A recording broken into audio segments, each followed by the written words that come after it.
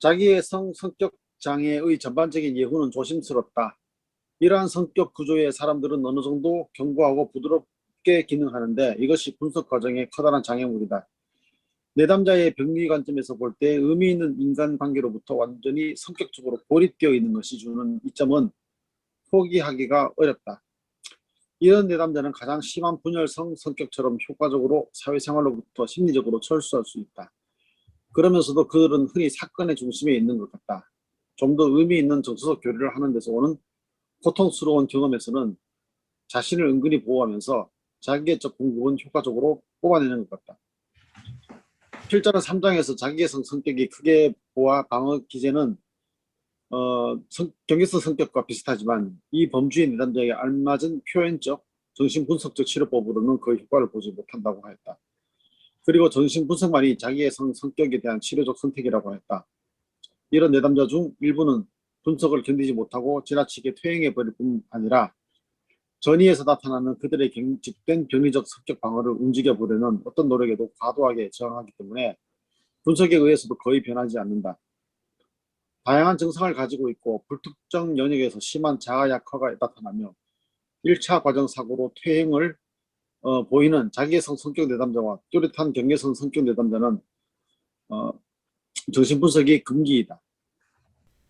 이 부분이 여러분들에게 혼선을 줄 것 같아서 제가 영문 내용을 잠깐 소개해 드리겠습니다. 영문본에는 In patients with narcissistic personalities and overt borderline characteristics, psychoanalysis is contraindicated. 이 얘기는 무슨 얘기냐면 자개적 성격 장애를 가지신 분들 중에 보드라인 레벨, 뚜렷한 보드라인 인격 구조를 보이는 심한 분들은 정신분석에 의해서 치료하는 것이 어렵다는 얘기입니다. 제가 번역을 조금 다시 해본다면 자개적 성격 장애를 가진 분들 중에 다양한 증상을 보이고 불특정 영역에서 심한 자아 약화를 나타내며 1차 과정 사고로 퇴행하는 등 뚜렷한 경계선 인격 구조의 특성을 보이는 분들에게는 정신분석을 시행하는 것이 바람직하지 않다라고 표현할 수 있겠습니다. 자기애적 성격을 보이는 내담자도 굉장히 다양한 모습을 보이는데 그 중에 비교적 경미한 신경증적 레벨에 있는 분도 있지만 심한 보드라인 레벨, 경계선 인격 구조를 보이는 분들에게는 순수한 정신분석에 의한 치료가 어렵다. 이런 결론을 컴버그가 우리에게 전달하고 있는 것으로 보입니다. 이런 내담자는 심한 퇴행과 아주 초기의 병리적 갈등이 전이에서 재활성화되는 것을 보통 견디지 못한다. 이러한 측면은 정신분석 치료의 필수적인데 정신병으로 가지 않고도 이를 견뎌내야 한다. 이런 집단에는 좀 더 지지적인 치료 접근이 가장 좋아 보인다. 정신분석을 받을 수 있을 것 같은 자기애적 내담자의 경우에는 다음의 예후를 고려하는 것이 개별 사례에 유용하다고 필자는 생각한다. 1. 우울과 애도를 체험해낼 수 있는 능력. 우울할 수 있고 애도할 수 있는 내담자는 예후가 좋은데 특히 우울 속에 죄책감 요소가 있을 때는 더 그렇다. 예를 들어 한 자기애적 내담자는 한 여인과 사귄 것에 대해서 후회감을 토로하면서 치료를 시작하였다. 그녀는 새 아이가 있었는데 내담자를 깊이 사랑했고 아이들도 그를 사랑했다. 그는 갑자기 자신이 친절함과 사랑하는 분위기에 둘러싸인 것을 알아차렸는데 이런 분위기 때문에 평소에 그가 하던 대로 여자를 손에 넣은 다음에 버리는 행동을 할 수 없었다. 이러한 감정의 전이 함의는 치료 후기에야 다루어졌다. 이 내담자는 몇 년간의 분석을 받고 아주 좋아질 수 있었다. 이 내담자를 치료하는데 일어났던 두 가지 사건을 통해 그가 죄책감을 느끼고 우울할 수 있는 능력이 점차 증가한 것을 볼 수 있다. 치료 첫 해 후 그리고 그가 여성과 맺는 관계의 착시적인 본성을 탐색한 후 내담자는 위의 여인과 충동적으로 결혼해서 몇 달간 분석을 중단하였다. 그런 나중에 그렇게 한 이유가 분석가가 자신의 결혼 결정을 방해할까봐 두려웠기 때문이라고 설명하였다. 이 시점에서 결혼은 그의 죄책감이 깊어지는 것에 대한 방어이자 행동화를 의미했다. 2년 뒤 우리는 매우 자주 반복되는 어떤 에피소드를 검토하였다. 내담자는 직업상 여러 지방을 다녔는데 그 지방에 가면 어떤 여자와 잠시 사귀다가 거기를 떠나면 완전히 잊어버리곤 하였다. 분석받은 지 2년째 되던 해 그는 한 도시를 방문하게 되었는데 거기서 그는 몇 년 동안 만나곤 했던 어떤 여자를 만나러 가지 않기로 결심하였다. 그녀는 아직도 그가 자신과 결혼할 거라고 생각했고 그가 만나러 오면 언제나 행복한 것처럼 보였고 그가 그녀의 인생에 있는 한 다른 남자와 사귈 수 없을 것 같은 인상을 주었다. 분석에서 우리는 그가 그녀와 관계하는 방식이 착취적이라는 것과 그가 그녀에 대해 죄책감을 방어할 필요를 검토하였다. 그 도시에서 호텔에 도착한 뒤 내담자는 그가 한 번 더 떠나가면 그녀가 얼마나 가슴 아파하며 실망할지 생각했다. 그러면서도 성적으로 너무 흥분되어 그녀를 보러 가고 싶어졌다. 몇 시간 동안 이 두 감정이 그의 안에서 투정을 했고 결국에는 그와 그녀 모두에게 슬픔과 배회를 느끼면서 터뜨렸다. 그는 그녀를 보러 가는 것은 헛된 희망만을 불어넣는 것이며 그녀를 위해서나 자기의 좋은 면을 위해서도 나쁘다고 생각하였다. 그가 또한 그가 성적으로 흥분하는 것은 그녀를 성적으로 만족시키고 싶은 바람이며 이를 통해 그녀에 대한 죄책감을 가라앉히려는 소망 그리고 문제 전체를 보지 않은 채 도망가려는 시도임을 자각했다. 그는 마침내 그녀를 만나지 않기로 결심하였다. 그러자 그녀에 대한 사랑과 감사의 느낌이 더 커지는 것을 느꼈다. 이와 함께 그녀를 잃어버린 선한 대상으로 느끼게 되면서 슬픔과 애도의 감정이 올라왔다. 이제 그녀와 새로운 삶을 시작하기에는 너무 늦었다는 것을 느낀 것이다. 필자는 그가 그녀를 만나고 싶어하는 것을 단 한 번도 방해하지 않았다는 것을 강조하고 싶다. 그가 그녀를 만나지 않은 것은 필자의 의지에 순응한 것이 아니다. 이 사건 후 내담자는 자신들의 강한 감정 때문에 행동을 취할 수 없는 사람들에게 훨씬 더 너그럽게 되었다. 예전에는 그는 이런 사람을 항상 무시했었다. 여기서 어떤 면은 컴버그가 어떤 면 자기의 성격을 가진 분들을 이분들을 다 치료할 수 없다는 것을 컴버그도 알고 있죠. 그래서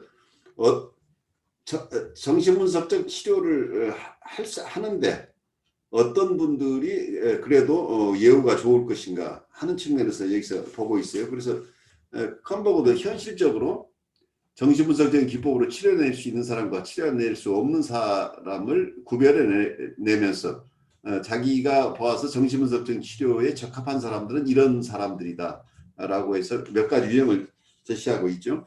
그런데 여기서 우울과 애도를 체험할 수 있는 능력은 사람마다 각각 다르죠. 그 심한 자기애석 성격인 사람은 대상을 전부 착취적으로 이용하기 때문에 죄의식이나 죄책감이 없기 때문에 우울함 속에 들어가지 않는 거죠. 그래서 우울할 수 있다고 하는 것, 죄책감을 느낄 수 있는 것은 하나의 능력이죠. 이건 발달된 사람만이 가질 수 있는 능력이. 멜라니 클라인의 방식으로 우리가 설명을 한다면 편집 분열적인 자리에 있는 사람은 아직은 죄책감을 느낄 수 없다고 보는 거죠. 우울적 자리에 간 사람만이, 디프레시브 포지션에까지 발달한 사람만이 죄책감이나 우울한 마음을 가질 수 있다. 이렇게 보아서 여기서는 우울이 어떤 병리적인 것으로 보는 게 아니고 우울함을 견딜 수 있다고 하는 것, 우울한 정서를 가질 수 있는 것을 발달 과정에서의 하나의 성취라고 봐야 된다는 얘기예요. 이게 좀 모순될지 모르겠어요. 그렇지만 우울한 정서를 견뎌내지 못할 거면 지나칠 때 이분들은 따로 임상적으로 우울증이라는 개념으로 혹은 조울증이라는 개념 심한 경우에 이렇게 치료의 대상이 되지만 우리 모두가 우울한 정서는 다 가지고 있는 거죠. 불안이나 우울이 기본적으로 누구나 가지고 있는 것인데 그 자체가 어느 사람의 삶을 정상적인 삶을 이어갈 수 없을 만큼 심한 경우에는 임상적인 문제가 되지만 일반적으로 우리가 느끼는 불안이나 우울을 우리가 그걸 수용하고 일정한 범위 내에서 컨테인할 수 있는 능력, 어느 정도 우울이나 불안을 우리가 수용할 수 있느냐 하는 것은 그 사람의 발달 단계라고 보여요. 그래서 우리가 우울이나 불안이 없어야 우리가 건강하다가 아니에요. 우울과 불안은 누구나가 가지고 있는데 우리가 어느 정도까지 이 우울이나 불안함을 컨테인할 수 있는, 우리가 담아낼 수 있는 능력이 어느 정도인가에 따라서 이 담아낼 수 있는 능력이 약한 사람은 주로 삶을 방어적으로 살 수밖에 없게 되죠. 우울함이나 불안을 만나지 않아야 되기 때문에 에너지가 대부분 방어적인 노력에 쓰이게 된다는 거예요. 그런데 우울함이나 불안함을 상당한 범위 내에서 수용해낼 수 있는 사람은, 그걸 자기 심리 기구로서 그걸 소화해낼 수 있는 사람은 이 방어에 쓰이는 에너지보다는 자기가 하고 싶은 일을 하는 쪽, 욕동의 충족에 자아심리학적으로 얘기하는 자기 욕동 충족을 최대한 할 수 있도록 에너지를 사용할 수 있는 능력이 생긴다는 얘기죠. 다른 사람의 표현을 빌린다면 어떤 자기의 트루 셀프를 발현하는 삶을 살아가는데 에너지를 충분히 쓸 수 있는데 우울이나 불안을 담아낼 수 없는 사람들은 자기의 역동 추구나 아니면 자기 트루 셀프를 살아내는데 사용될 수 있는 에너지가 거의 없이 대부분의 에너지를 우울이나 불안이나 두려움을 만나지 않는 방어적인 활동에 너무 많이 사용하게 된다는 거죠. 그런 점에서 자기성지 성격 장애자들도 마찬가지죠. 많은 경우에 우울을 느끼지 않고 이렇게 사는 사람들이죠. 여러 가지 방어적인 방법으로. 그런데 우울을 어느 정도 느낄 수 있고 죄책감을 일정 부분 가지고 있는 사람은 정신분석적 치료에 좀 더 효과적일 수 있다. 이 얘기를 하고 있는 거죠. 그래서 어쩌면 우울이나 애도를 체험할 능력이 약하면 약할수록 치료가 힘든 사람이다. 이 얘기를 하고 있어요. 혹시 여기에 대해서 여러분 추가하고 싶은 얘기가 있으면 나누셔도 좋아요. 근데 그 사람들이 우울이나 그런 불안을 참 감추고 살다가 예를 들어서 이번에 그 코로나 바이러스 때문에 어떤 환경적인 변화가 생기니까 거기서 더 이상 감출 수 없게 되니까 금방 무너지는 사람들이 있잖아요. 그렇죠. 네. 그래서 어떨 때 보면은 전혀 안 그런 것 같은데 그 본인 스스로도 그거를 모르고 살았겠죠, 그런 거를. 왜냐하면 이게 방어는 대부분 무의식적인 방어예요. 의식적으로 방어하는 게 아니란 얘기예요. 그 무의식적인데 어떤 분은 가까스로 이 방어를 하면서 살아왔는데 외부의 자극이 너무 심해져 버리면 지금까지 하던 방어 패턴만 가지고 이걸 담아낼 수 없는 거죠. 어떤 사람은 캐파가 충분해서 웬만한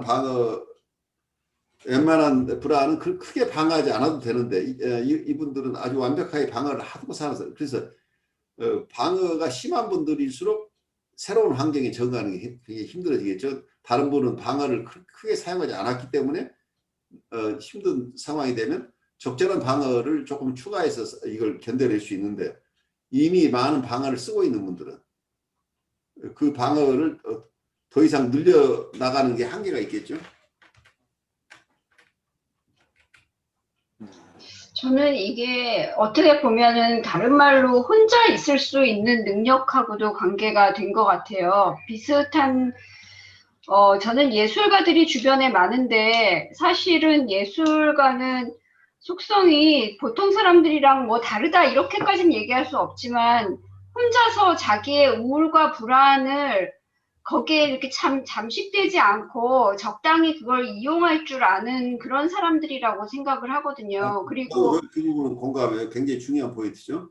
예, 그 우울과 불안 같은 게 어느 정도 자기의 어떤 예술혼을 좀 일깨우고 창작욕을 일깨우는데도 좀 플러스가 되는 면도 없지 않아 있는데 그것을 과연 아까 교수님이 말씀하실 때 저는 굉장히 아주 그 명료하게 들렸는데 그 혼자서 그것을 담아낼 수 있는 능력, 수용할 수 있는 능력이 또 바라볼 수 있는 능력이 특히 예술가들 같은 사람한테는 굉장히 필요하다고 생각해요. 근데 그 코로나 같은 시대에 아까 강 목사님이 얘기하신 것처럼 보통 사람들은 우울과 불안을 잊어버리려고 또는 방어의 어떤 수단으로서 막 바쁜 데다가 그걸 소진해갖고 잊어버리든가 다른 사람들한테 쏟아내버리든가 여러 가지의 방어적인 행동들을 하면서 그것을 잠시 잊어버리거나 아니면은 굉장히 그 오버 에너지, 그 에너지를 너무 이렇게 소비를 하다가 코로나 시대에 약간 고립이 되면서 그것을 어쩔 줄 자기가 담아낼 수 없음을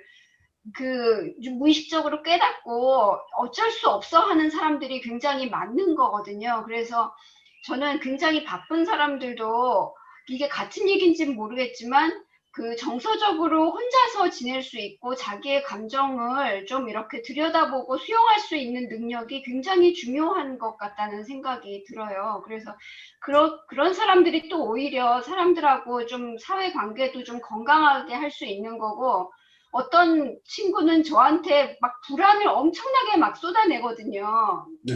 야, 네가 얘기하기 편하니까 내가 얘기하는데 뭐 이런 식으로 하면은 저도 굉장히 부담스럽지만 그 친구가 어쩔 줄 몰라 하는 게 굉장히 눈에 보이거든요. 그러니까 그런 경우에는 스스로 어떻게 담아낼 수 없는 자기의 이게 불안 같은 것을 남한테 막 이러면서 그걸 해소를 하려고 노력을 하는 것 같다는 생각이 들어서 이 코로나 시대가 어떻게 보면 좋은 점으로 치면은 자기 자신을 좀 이렇게 저도 그렇거든요. 저도 제 자신을 한번 들여다볼 수 있는 어떤 기회 같은 느낌이 들 때도 조금은 있어요.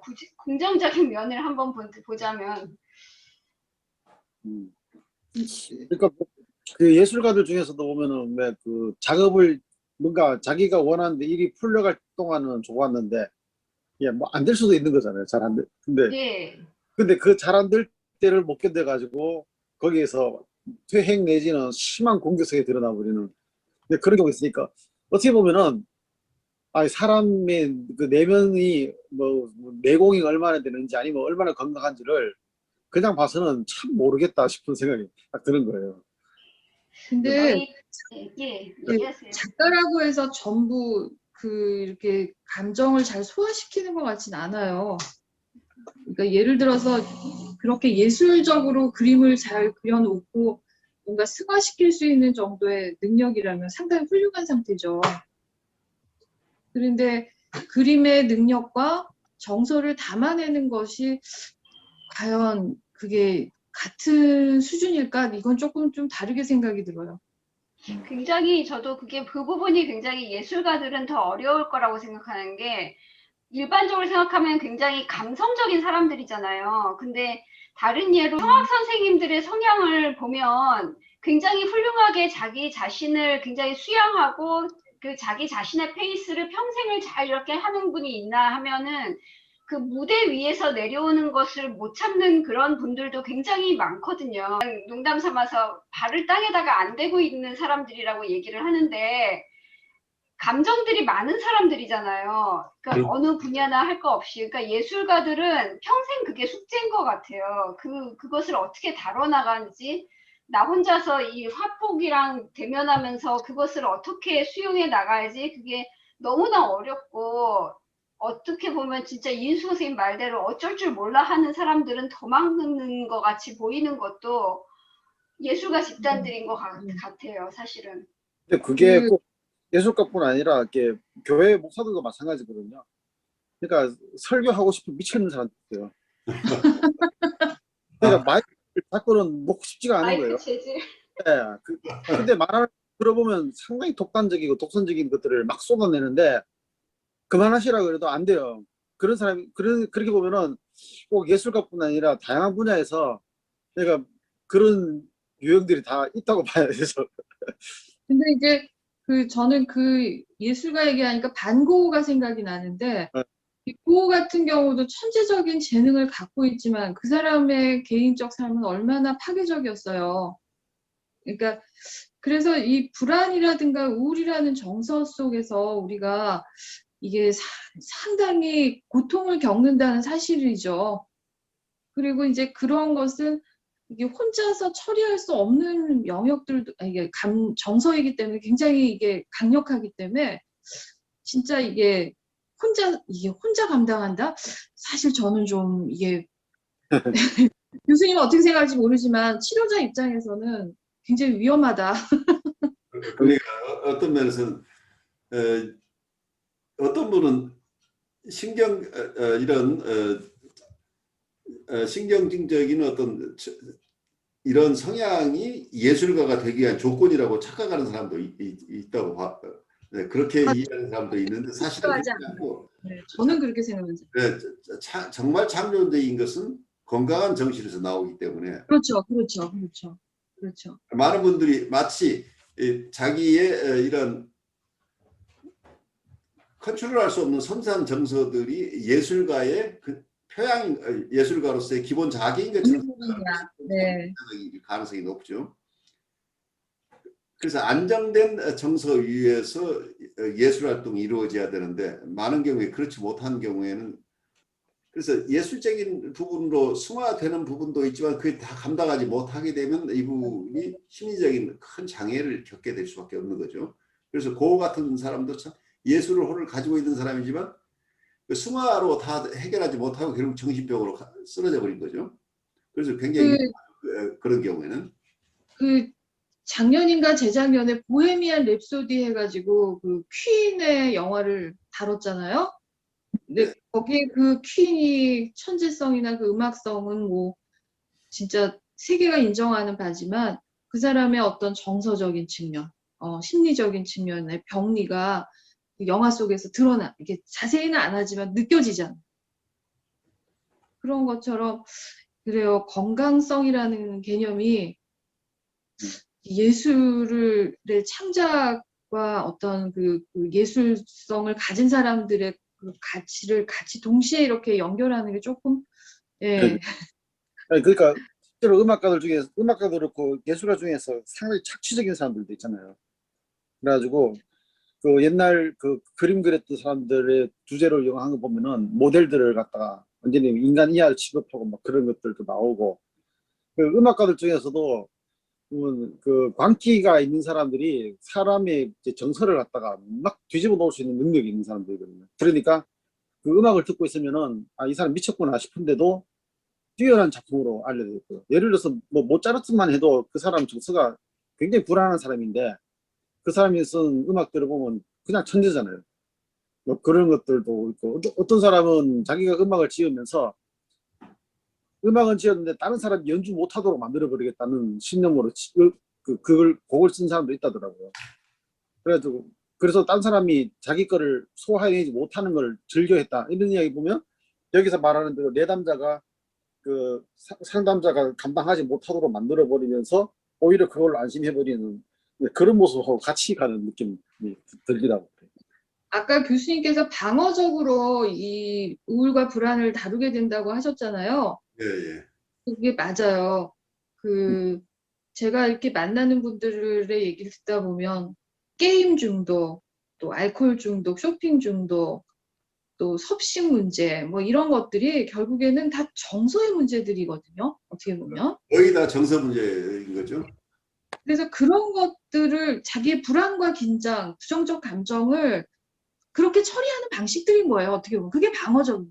그러니까 그게 심리 기구로 처리를 해야 건강한데 심리적으로 자기 스스로 안에서 프로세스 한다는 얘기죠. 프로세스를 안 되는 거지 이제. 그러니까 어쩌면 프로세스 하는 과정 속에서는 자기 스스로 리프렉션할 능력이랄지 이런 게 있으면은 이런 정서가 오는 게 왜 오는지, 그러면서 그걸 그래도 조금 시간이 지나면 괜찮아지겠지 하면 자기 스스로 프로세스하면 되는데, 이 심리 기구로 프로세스 할 수 없을 때 다른 방어 방식을 찾을 수밖에 없는 거죠. 심한 사람은 이게 신체화로 드러나 버려서, 그렇죠. 신체적으로 아픈 사람도 있지만 여러 가지 병리적인 증상으로 이제 드러나는 거가 신경계 환자들인 거죠. 막 말을 하면서 푸는 사람, 막 말을 많이 하는 사람, 불안한 사람들이 말이 많잖아요. 저기 어떤 목사님처럼 그렇게 막 아무 얘기나 막 쏟아내는 거. 그냥 무의식적이기 때문에.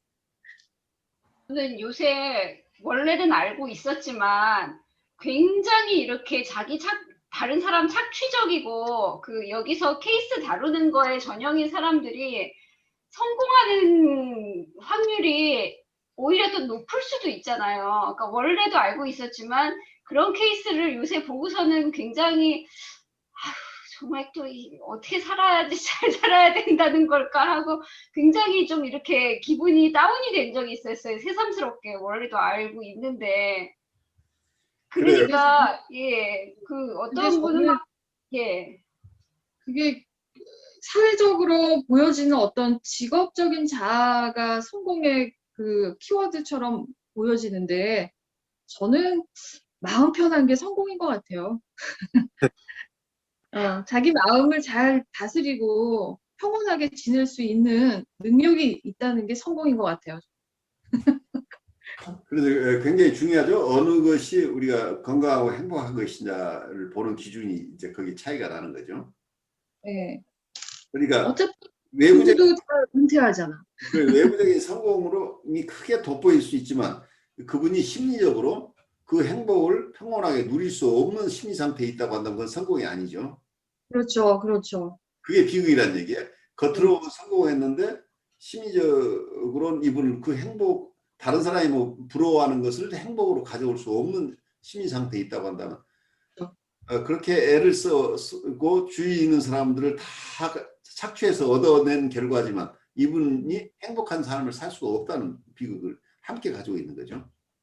제 내담자가 그래요. 그러니까 이분들의 삶은 그게 지옥이란 말이에요. 그 지옥이죠. 근데 생각보다 그렇게 살아가는 사람이 많다는 걸 보면은 이게 말하자면은 이게 선동하는 사람 있잖아요. 선동. 근데 선동하면 막 끌려가게 되는데 우리가 그 겉으로 볼 때는 선동 잘하는 사람이 성공한 것처럼 보이거든요. 사람들 많이 끌어보고 이 교회도 보면은 선동하는 사람이 있거든요. 선동해가지고 끌고 가고 사람이 안 움직이면은 또 어디서 가져온 이게 극단적인 종말론 이야기 꺼내가지고 또 선동을 해야지 자기는 성공한 것처럼 보이고 근데 문제는 그런 선동에 왜 사람들이 따라갈까 이제 이 생각이 드는 거예요. 근데 그 사람들도 그 선동에 따라가지 않으면 불안해지는 사람들이라는 걸 생각해 보면은 많은 사람들이 뭐 정도의 차이가 있을 뿐이지 그 속에 다들 이런 문제들을 다 안고 있다고 이렇게 보여지는 거죠. 그러니까 어떤 면에서는 아까 우리 한 교수님 잘 얘기했지만 혼자 있을 때 힘이라고 하는 거가 어린 시절에 충분한 부모님으로부터의 자양을 받으면서 혼자 있을 수 있을 만큼 보호를 받은 경험이 있는 사람들은 굉장히 심리적으로 안정적이죠. 그래서 혼자 있을 수 있는 힘과 여기서 우울이나 불안을 감당할 수 있는 능력은 굉장히 밀접하게 관련되어 있는 것으로 보여요. 교수님, 그거를 항상성이라고 표현할 수 있을까요? 그럴 수 있죠. 대상 항상성이 있기 때문에 자기 혼자 있을 수 있는 거죠. 그래서 엄마가 눈앞에 없어도 항상 지켜주고 있다는 그런 어떤 정서를 가지고 있다고 한다면 이 사람은 혼자 있어도 혼자 있는 게 아니죠. 그래서 혼자 있을 수 있다고 한다면 어쩌면 내적 대상, 좋은 내적 대상이 이미 내면화됐다는 얘기일 수 있죠. 그래서 그 초기 시절의 애착 형성이나 이런 게 어떻게 보면은 초기로 돌아갈 수 없잖아요. 아무리 우리가 돈이 많아도. 그래서 이게 초기 시절에 자아가 잘 형성되고 발달을 해야 이 성장하면서 이렇게 우울이라든가 불안을 잘 다뤄갈 수 있는 사람으로 성장하는데 이게 초기 시절부터 취약한 어떤 자아 구조를 지닌다면 이게 앞으로도 이후 발달도 힘들어질 것이라는 이런 관계로 보게 되는 것 같아요. 어떤 면은 우리는 정말 항상 우울과 불안들이 있는데 누구도 이 우울과 불안에서 자유스러울 수 없는데 우리가 완벽하게 우울이나 불안에서 벗어나겠다고 하는 환상이 첫째 문제죠. 우울과 불안은 항상 있는 것인데 특별하지 않으면 다 수용해낼 수 있는 능력만 가지고 있으면 이 세상을 사는데 큰 불편이 없다는 얘기예요. 그런데 이 코로나 상황 속에서 지금까지 괜찮았던 사람들이 이렇게 다른 사람은 잘 견디를 못하는 분은 어떤 면에서는 지금까지 이분이 어느 정도까지 감당하고 있는데 한 단위가 더 추가됐을 때 그 추가 단위가 미치는 영향이 다르다고 볼 수 있겠죠. 어떤 면에서는 어떤 사람은 지금 있던 우울이나 불안보다 거기에서 10분의 1 정도가 더 추가돼도 괜찮은 사람이 있는데 어떤 사람은 이미 10분의 1이 추가되면 더 이상 견딜 수 없는 이런 사람이 있겠죠. 그래서 추가되는 불안이나 우울에 대해서 민감도가 어느 정도인가에 따라서 이분들이 견뎌낼 수 있는가 없는가가 결정이 되겠죠. 조금 미케니컬하게 설명을 한다면. 근데 저는 그런 생각이 들어요, 교수님. 자아가 취약하다라는 표현을 쓰잖아요. 예, 예. 근데 이 코로나 상황 이전에는 그 취약한 자아를 방어적으로 다룰 수 있는 환경이었어요. 그렇죠. 예. 여행을 간다든가 드라이브를 간다든가 사람을 만나서 푼다든가. 그런데 이게 코로나가 터지면서 관계를 못 하잖아요. 그러니까 이 사람들의 우울이 혼자 감당해야 되는데 이게 안 되는 거라. 그래서 예. 저를 찾는 분이 있어요. 갇히면서 집에 혼자 있고 누구를 만날 수 없고 여행도 못 가고 이래가지고 찾아오시는 분이 있어요. 있죠. 네, 그래서 저는 그 방어라는 측면을 요새 많이 생각을 하는데 어쩌면 그 취약한 사람들이 그렇게 나름대로 해결을 해오다가 환경 변화에 쓰러진 거죠. 그러니까 지금까지 이분들이 사용했던 방어 방식이 더 이상 사용될 수 없는 환경에 가버렸기 때문에 환경이니까 쓰러지죠. 감당할 수가 없는 거죠. 그러니까 집단 의식이라든지 그런 집단 행동들이 어떻게 보면 방어로 상당히 많이 사용되는 걸 볼 수 있잖아요. 옛날에 그 저기 2002년도 월드컵 때 그때 길거리 나와가지고 응원하는 건 좋은데 뭐 교통이고 뭐고 상관없이 그냥 난동 부리듯이 응원하면서 막 즐기고, 그 끝나니까 이제 나오는 젊은 사람들 나온 이야기가 이제 뭐 하지 이렇게 나오더라고요. 그래서 말하면 촛불 집회해야 되나 이제 이렇게 나오니까 어떤 면에서는 사회의 부정적인 부정을 갖다가 정의를 찾기 위해서 촛불 집회를 하는 건데, 그게 경우에 따라서는 집단주의 행동, 그러니까 말하자면 여기에 나오는 방어적인 행동으로 그런 걸 해버린다는 거죠. 그러니까 요거 끝나면 다음 거, 다음 끝나면 그 다음 거 이렇게 해가지고 하는 데다가 정치 쪽에서도 그걸 이용해가지고 이 열기를 계속 유지해서 뭔가를 하자 이렇게 되니까 사회가 전반적으로 이렇게 어떻게 보면은 집단 행동을 방어 기제로 사용하는 그런 분위기로 계속 됐다고 이렇게 그런 생각이 들더라고요. 그렇죠. 그것도 굉장히 사회 병리적인 측면으로 갈 수 있는 부분이죠. 이제 코로나 바이러스 때문에 이제 개인으로 딱 넘어가니까 이제 많은 문제가 튀어나오면서 그 다음 나오는 게 보면 또 다른 집단 행동이 뭐냐면 에라 모르겠다 하고 가가지고 공원에 막 몰려가가지고 막 놀아버리는 그런 것들이 생기잖아요. 그러니까 상당히 그런 것들이 이게 집단 속에서 또 이렇게 많이 드러나는구나 하는 그런 생각이 듭니다. 그러니까 개인이 자기 스스로 있는 공격성을 혼자 사용하기보다는 집단 의식 속에 매몰되면서 집단 전체의 어떤 공격성에 참여함으로써 자기 공격성은 아닌 것처럼 이렇게 방어가 되잖아요. 어떤 면 대의 명분을 위해서 이게 사용되는 것처럼 되는 거죠. 그렇게 되면. 제가 중학교 3학년 때 그분이 와가지고 그 연설을 하셨거든요. 우리를 모아놓고. 근데 중학교 3학년이 뭐 중학생들이 날고 들고 뛰는 애들이잖아요. 근데 저는 그때처럼 쥐죽은 듯이 조용하게 그분 말을 듣는 그 몇백 명이 모여서, 근데 내용도 별게 없었어요. 뭐 선생님 말 잘 듣고 뭐 공부 잘하자 뭐 이런 내용이었겠죠. 근데 이때까지도 그 어떤 정치인이 한 연설보다도 그걸 능가하는 연설은 저는 들은 적이 없어요. 그러면서 드는 생각이 정말 저것만 따라하면은 되겠구나 하는 느낌을 주는 것 같은 생각이 들고, 굉장히 안정감을 느낀다는 생각이, 저는 되게 예민한 중학생이었거든요. 굉장히 안정감을 준다는 생각이 들었는데, 아무튼 그게 뭐 이게 신념으로 옳다 그르다를 떠나서 사람들한테 어떤 구심점을 작용하고 어떤 집단 의식에 이걸 불을 지피는 그런 전략 같은 거에 능한 사람들이 굉장히 어떤 심리적인 안정감을 빌미로 해서 그 혼자 있을 수 없는 능력 없는 사람들을 이렇게 빌미로 해가지고 굉장히 큰 일을 치를 수도 있겠구나 하는 생각이 지금도 많이 들어요. 어쩌면 우리 트럼프 사태가 바로 그런 거죠. 대중을 동원하는 능력이 있는 거죠. 그래서 이거가 약한 사람들은 굉장히 설득력 있는 대상을 만났을 때 거의 동일시가 되면서 그 집단 의식 속으로 들어가 버리죠. 많은 경우에. 그래서 그게 지적인 능력하고는 상관없나 봐요. 그다고 전혀 상관없는 거죠. 정서적인 것이니까. 가다가 홈리스한테 욕을 하면서 따귀를 한 대 때리면서 끌고 갔다잖아요. 근데 너 여기서 뭐 하냐고, 뭐 이놈 새끼 저놈 새끼 그러면서 너 여기서 뭐 하냐 그래가지고 화가 나가지고 멀뚱멀뚱 쳐다보니까 밥이나 먹고 해야지 왜 여기 있냐고. 그래가지고 식당 가서 밥을 사줬대요. 그러니까 그 사람이 야 나를 인간 취급하는구나 해가지고 목숨 걸고 충성했다 하는 이야기를 어느 분한테 그쪽에 관련된 분한테 들었었거든요. 그러니까 그게 어떻게 보면은 사실은 그 사람을 학대하고 착취하는 행동인데 왜 그 사람한테 그게 감동을 줬을까?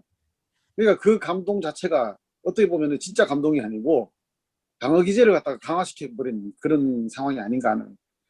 그게 이제 집단으로 일어나는 게 선동이고 뭐 히틀러 같은 그런 인간들이 나오게 되는 상황이 되어버리잖아요. 근데 이상하게도 사회적으로 보면은 그렇게 하는 사람들이 뭔가 지도력이 있고 흔히 말하는 카리스마적인 리더십이 있는 사람이다 이렇게 하니까 어떻게 보면은 건강하게 끌고 나가는 사람들이 전혀 지도력을 발휘할 수 없는 그런 아주 이게 뭐 뒤집어진 상황이 되어버린 것 같아요. 그 우울과 애도를 체험할 수 있는 능력이라고 하는 게 어쩌면 자기애석 성격 장애를 가진 분들, 자기애석 성격 치료 관련돼서 얘기가 되고 있지만 사실은 전반적인 얘기예요. 애도할 수 있는 능력, 우울을 감당할 수 있는 능력이, 그래서 우울하지 않다고 하는 게 병이라는 것도 우리가 이해해야 되고, 특히 어떤 면은 항상 자기는 기쁨만 있고 자기는 우울함이 없다고 하는 이런 현상들이 굉장히 방어적인 삶이라고, 그러니까 매닉한 삶을 살으시는 분들 속에 드러나는 거죠. 매닉하게 조적인 삶을 살아가는 분들은 우울을 감당할 수 있는 능력이 거의 없는 분들이 조적인 방어의 삶을 산다는 거죠. 그래서 굉장히 액티브하게 평생을 살아가는 분들이 꽤 많죠, 주위에. 그분들이 보통 혼자 있을 수 있는 능력이 없는 경우들이죠.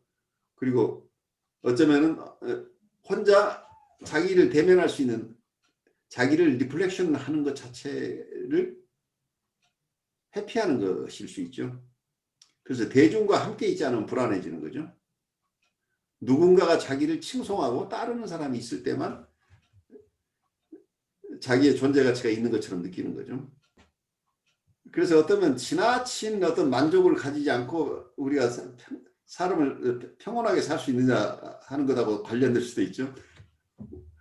어쩌면 우리가 굉장히 재밌어야만 세상을 편안하게 살 수 있는 것처럼 느끼는 사람도 있죠.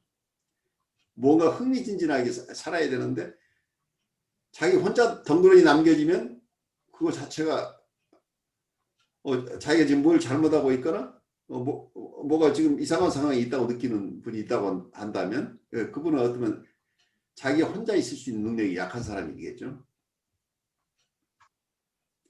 그래서 사회적으로 굉장히 성공적이고 굉장히 활발한 사람들 중에 자기를 대면할 수 있는 능력, 자기와 결국은 자기 셀프를 증명할 능력이 없다는 얘기겠죠. 트루 셀프가 없다는 얘기죠.